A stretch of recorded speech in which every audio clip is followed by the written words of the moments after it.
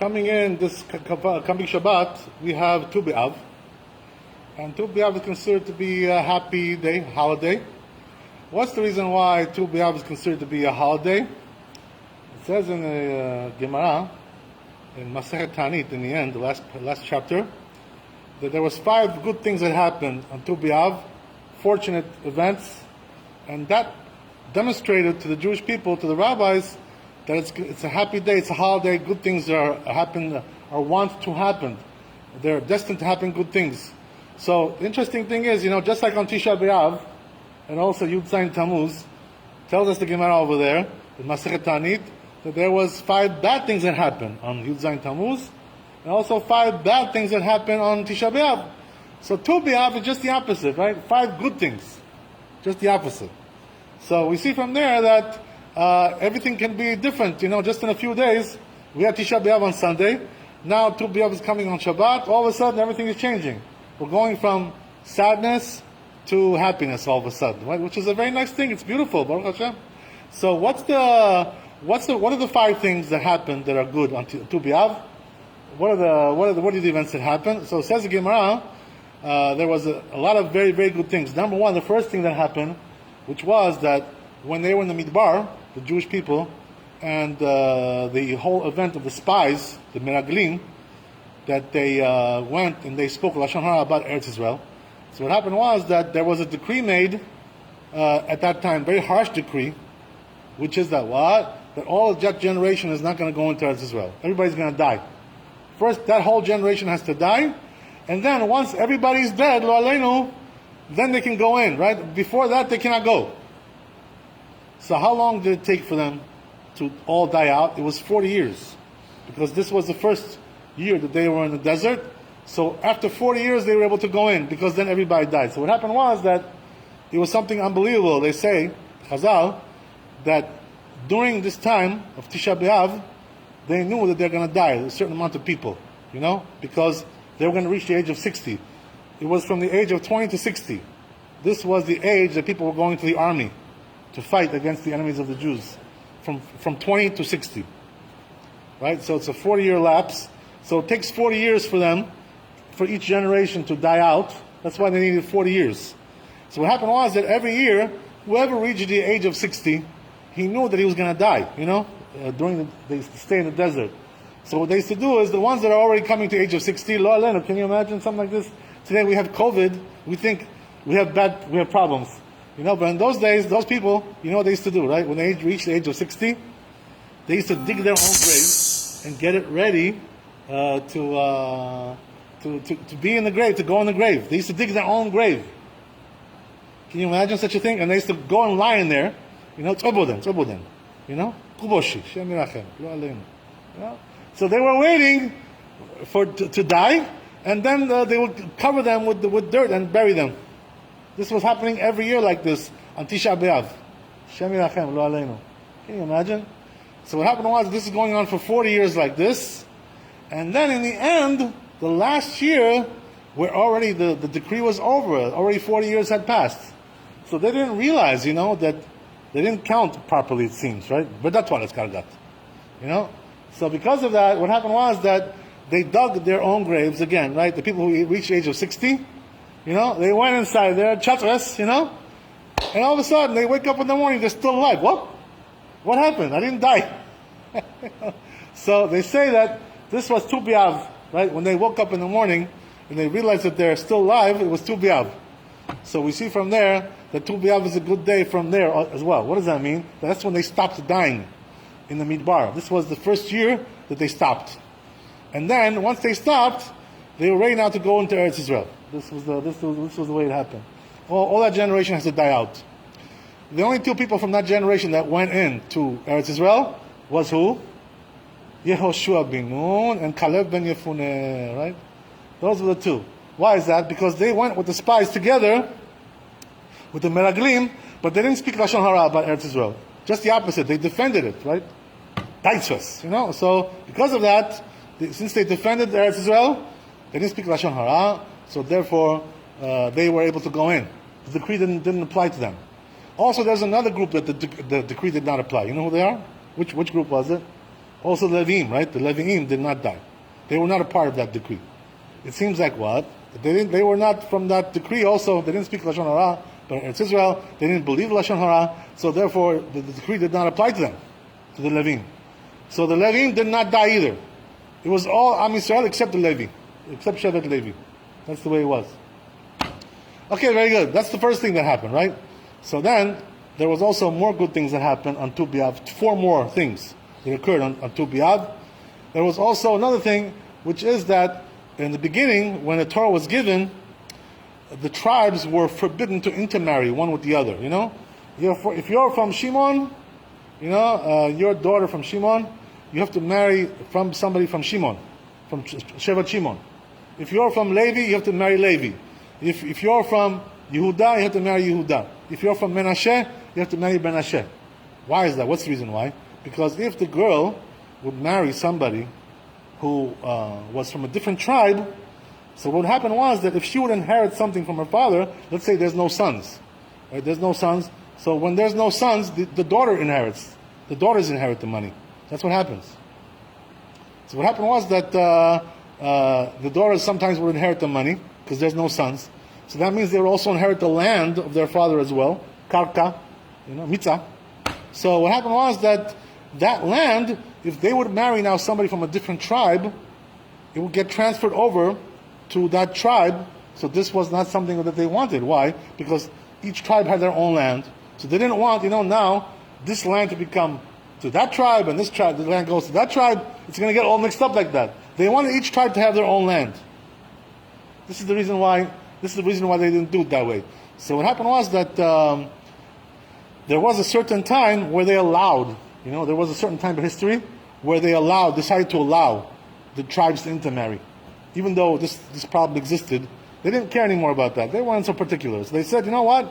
Now the tribes can intermarry, so Shimon can marry Levi, and Levi can marry Yehuda, right? And Menashe can marry Ephraim, whatever it is, all these things, right? It doesn't make any difference. It's all kosher.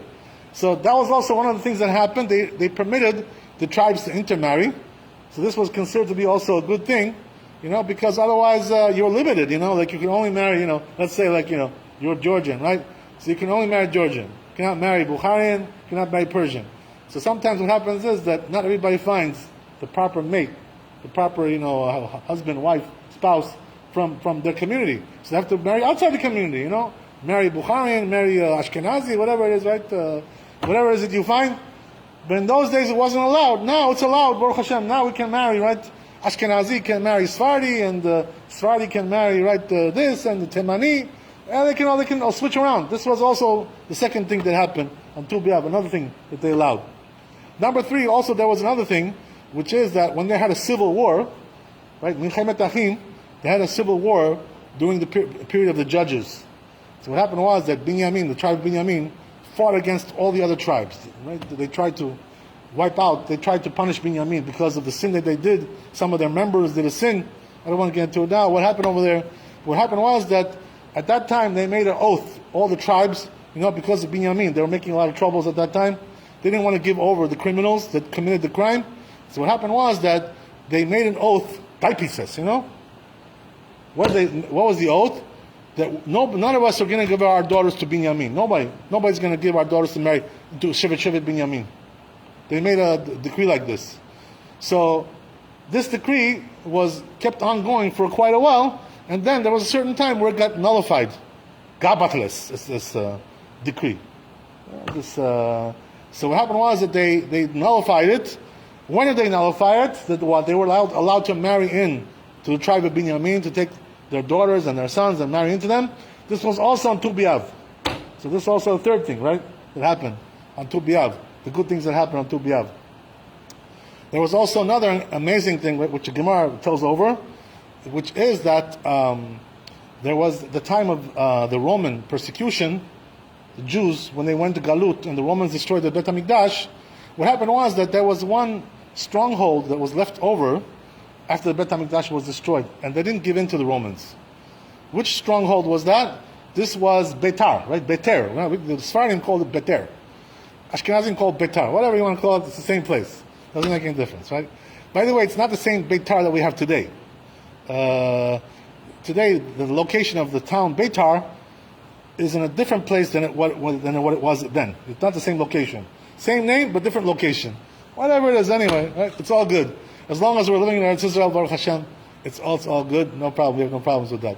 But anyway, the point is like this, right? That what happened was that the Romans, in the end, even though they had a great leader over there, his name was Bar Kokhba, right? Bar Kokhba was a big general, a big, big gibor, a mighty man. So he was a big man. So what happened was that he was able to fight off the Romans for a long time. The Romans couldn't conquer the city of Beitar, or Beiter. They couldn't conquer. So what happened was that in the end, this Bar Kokhba, who Rabbi Akiva thought that he was Mashiach, right? He was such a big general like this. He was such a big savior that Rabbi Akiva thought that he was Mashiach. Can you imagine? He made a mistake. That's the way, right? So what happened was that they, Rabbi Akiva told the rabbis, he said, this guy is probably Mashiach. He's winning all the wars against the Romans. He's very victorious. He's very successful, right? So he's probably Mashiach. So the rabbis, they said, don't be so sure about that. They weren't so convinced by Rabbi Akiva's claim. So you know what they did, right? In order to test him, Gashinjas. They tested him if he's Mashiach. How do you test somebody if he's Mashiach? Don't go to Gashinja. Right? What do you do? How do you test them? Right? So they had a way to do that too. They knew everything, So what happened was that it says in the Navi, in the prophet, it says that Mashiach, when he becomes the ruler of the Jewish people, he's going to be also judge, judging between people, who's right, who's wrong, who's Rasha, who's Tzaddik. He's going to be a judge. So what's going to be is that people are going to come before him to be judged, Jewish people, also Goyim, non-Jews as well. Everybody's going to come to him. He's going to be like the ruler of the whole world, So what's going to be is that it says in the Navi, the prophet, that he won't judge Mashiach by way of knowledge, by way of looking at the laws. He's not going to be looking at that. That's not the way he's going to judge. Every judge, right? How does he judge? He has to know the laws. So according to the laws, he judges, right? But this guy, it says about Mashiach, he won't judge by laws. So how is he going to judge? What is he going to do? So it says in the Navi something amazing. He'll judge by smelling them. He'll smell, and he'll know, right? And he'll know who's right and who's wrong. Rashak is Sunyaks, Tzaddik is Sunyaks. Amas Tzaddik is Sunyaks. This guy smells like a Rasha. This guy smells like a Tzaddik. Can you imagine? Somebody can do that? Who do you know who can do such a thing like that? By the way, we had one example of something like that, where a person judged like that. You know where it was? In the Bible, in the Tanakh, there was one example of a person, of one king, one melech, that judged without knowing the laws, without judging any laws. Who was that? Anybody know? You know who it was? There was one king in Israel who used to judge. He made a judgment without knowing any laws, just by feeling it. He felt it. Who was that? Oh, there you go. I was waiting for you to come in. I needed you. Okay, so Shlomo HaMelech, right? Which case was that? You remember the case? Right, 2 women came over there, right? They were both zonot, prostitutes, So what happened was that one of them claimed, this is my baby. One of them claimed, this is my baby, right? Each one is fighting. So Shlomo HaMelech, how does he know whose baby this is, right? One says, this is my baby. One says, this is my baby. I don't know whose baby this is. So what happened was that Shlomo HaMelech had no way to know. To know if whose baby it was. So what did he do, Shlomo HaMelech? How did he figure it out? Right? I'm sorry? Right. So, exactly, good. You remember the story. Very good, Baruch Hashem. So, it says over there, right? Shlomo HaMelech, all of a sudden, he said to them, okay, since we don't know who this is, I don't know. Safek, vaprosia, vapros. I don't know, maybe it's your baby, I don't know. Maybe it's your baby. So he says, you know what we'll do? Since we don't know whose it is, we'll divide it up into 2. So, he's bringing me a sword. I'll cut the baby into 2 pieces. I'll give you 1 piece, and I'll give you 1 piece. That's what he told them. Right? Did he mean to do that really, Bemet? Right? No, that wasn't his meaning. But this was his chokhmah. He was wisdom, this was his chokhmah, that he knew how to, right? So, how did he know? How did he know who was the right one? Because he knows that a mother has mercy on his child, on her child. So he wanted to test, right? Who's going to jump in and say, no, don't do it. The one who's going to say that's the mother, right? Because we know the mother has mercy on the child always. That's what the babaushi, That's the way it is, right? It's the mother's nature. So he knew the mother's nature, so therefore that's the way he did it. That's the way he solved the problem. You know what I mean? So, about Mashiach, it says something even more than this. What does it say about Mashiach? He'll judge by smelling them, usuneps, tzaddik, rasha, it smells like rasha. Rasha kesuniakso. That's how it says. So, you know what they did, right? Rabbi Akiva was saying that Bar Kochba was Mashiach, So you know what they did, right? They brought to Bar Kochba, two litigants, that had a court case, and they told them, okay, who's right and who's wrong? Can you smell? Who's right and who's wrong? They told him, if you're Mashiach, you have to smell who's right and wrong. That's what it says about him in the Tanakh, in the prophet. So Bar Kochba said, what smell? I don't smell nothing. I don't know. This one smells like roses. This one smells like lilies. I don't know what you're talking about. What are you talking about? Right? So they said, he's not Mashiach. Why? Because he can't smell. He doesn't know. He can't smell who's right and who's wrong. Right? So they told Rabbi Akiva, they said, your Mashiach is not true Mashiach. Right? That's for sure. Not true Mashiach. Right? So can you imagine now people today are coming and saying about this rabbi, he's Mashiach, this rabbi. It's all nonsense, right? Who can say today somebody's Mashiach, sitting in Brooklyn, or some place like that? He's Mashiach. How is he Mashiach? What he knows how to smell who's right and wrong. He knows how to build a Bet HaMikdash. What makes him Mashiach? This is all fantasy. Fantasy of Sharian. These people. What can you do, right? You cannot say Mashiach today about people like this. The Rambam, right, by the way, in Hilchot Melachim, in the end of the laws of Melachim and the laws of kings, over there he tells you, how do you know if somebody's Mashiach? He tells you, So if he doesn't have those criterion that the Rambam says, you know that he's not Mashiach. Yeah, that's very simple, right? There's no issue there. So therefore, Rabbatai, this is what happened, right? So Bar Kochba, in the end, he was defeated by the Romans. Why? Because he made a big mistake. They fooled him into killing some rabbi. And there's a whole story over there. So what happened was that he went and killed off this rabbi, and this rabbi was a big tzaddik. And his zechut was guarding the town of Beitar. It was him zechut that was guarding. But they thought it was Bar Kochba, he was a mighty man, he was Gibor. They didn't realize it was one small rabbi, studying Torah in some room. That's what it was. It wasn't Bar Kochba because he was Gibor. So what happened was that once Bar Kochba killed this rabbi, because he thought that he was rebelling against him, somebody gave him false information about that. So Bar Kochba thought that he was rebelling against him, so he took a sword, and he killed this rabbi. And that was it, he was finished. Once he killed that rabbi, the Romans came in and destroyed the city. Why is that? Because this zechut of this rabbi, of his Torah, was protecting the town. That's what was protecting the town. Not anything else. HaKadosh Baruch Hu doesn't care about your sword and, your guns and your tanks and your planes. He doesn't care about that. He doesn't care about missiles. He makes the war himself, right? Adonai ish milchama. He's the one who makes the war. So what are you trying to do now? Make war? What? You think you're the warrior? You're fooling yourself. Right? You're not the warrior. Hashem makes the wars. So then what are you trying to do, right? So once that the rabbi was killed, that's it, right? Beitar was conquered by the Romans and they killed everybody. Right? Some say over there, by the way, in Beitar, there was over there 4 million people in that city. 4 million. There's also another version, another opinion says there was 40 million people over there. It was a big metropolis. Metropolinico. 40 million people over there was in Beitar. And the Romans came and killed every one of them. They didn't keep one alive.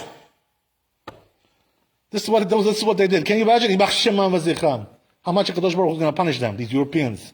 They say today, they're coming to us and telling us about morality they're teaching us. How many millions of Jews they killed, these Rashaim Arurim, Mach. So anyway, the point is like this, right? That the Romans, when they killed all the people in Beitar, So what happened was that they didn't allow them to be buried, They wanted to show them, how cruel they are, how strong they are. They said, we're not going to allow anyone to be buried. They're all going to be sitting and rotting above the ground. They didn't give permission to do burial. So what happened was that in the end, they gave permission after a few months, after the smell was coming out of there. The bodies were stinking, They couldn't stand it anymore. So what happened was that once the smell came out of there, like it was so strong like that, the Romans agreed to let the bodies be buried. And this was a few months later. And which day was that? Also Tu B'Av, right? Another good thing that happened on Tu B'Av. So we see that there were several things like this, good things, as the Gemara tells over, that happened on Tu B'Av. And this is why for us it's a holiday, Tu B'Av. Right? So we don't say Tachanun, we don't say Vidui. Right? We make it into like a sort of, we do some simcha. Also, right, today, unfortunately, what they say about Tu B'Av, another thing in the Gemara, there's several things that it says. I don't want to keep you too long, I'm sorry. It also says about Tu B'Av that a person, this is like the middle of the summer, Tu B'Av. So what happens is that once you go through Tu B'Av, the heat of the summer, the strength of the heat breaks, so it gets a little bit cooler after Tu B'Av, the coolness starts to come. So the hottest part of the summer is over already, behind us. This is usually what it is, right? During Tu B'Av. Another thing it says in the Gemara about Tu B'Av is that a person has to increase his Torah learning at night after Tu B'Av. He has to learn more at night Torah. Anybody know why? Why does he have to learn more at night Torah after Tu B'Av than before? I'm sorry? Right, exactly. Oh, there you go, right? The logical minds prevail, as they say. The sound minds prevail. So what happens is that the nights get longer, right, after Tu B'Av, and the days get shorter. So what happens is that since you have more hours at night, you have more time to study, because you need to also sleep at night also somewhat, you got to sleep a little bit, and you got to eat a little bit, dinner or something. So after you dinner and you sleep a little bit, you still have a little bit more time to study, because the night is getting longer, so you have to learn more. That's the idea, So now we have to learn more. After Tu B'Av, the nights are getting longer, so we have to learn more Torah at night. That's the idea. That's also another thing. Right? Also, one more thing we'll say, and we'll stop here, is that also about Tu B'Av it says that this was a time they were doing nik shidduchim, right? Between men and women to get married. So what happened was they used to go out to the vineyards and dance over there, right? The girls used to dance, and the boys used to come over there and look at them and to see right if they find somebody that they find suitable. So what happened was that if they would find somebody who was suitable over there, they would go to their parents and say, let's make a shidduch, and let's get them married, right? Whatever. And that's the way they used to do shidduchim like this. This was the way it was, right? So. Things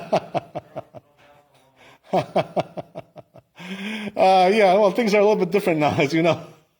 It's not exactly the same thing, right? But anyway, they used to also do this dancing. Also, they used to do on Yom Kippur as well, right? There was 2 days out of the year they used to do it. On Yom Kippur, can you imagine Yom Kippur doing dancing? That's what they did. Yom Kippur and Tu B'Av. This were 2 days they did it. So unfortunately, what happens is that nowadays people have distorted this concept of Tu B'Av. They call it Chag Ahava. You know what that means? Like Valentine's Day. They turned it into. Some secular people in Israel, which is a distortion. It's not some kind of zanut, some kind of improper relations. That's not what Tu B'Av is about, to go to do zanut.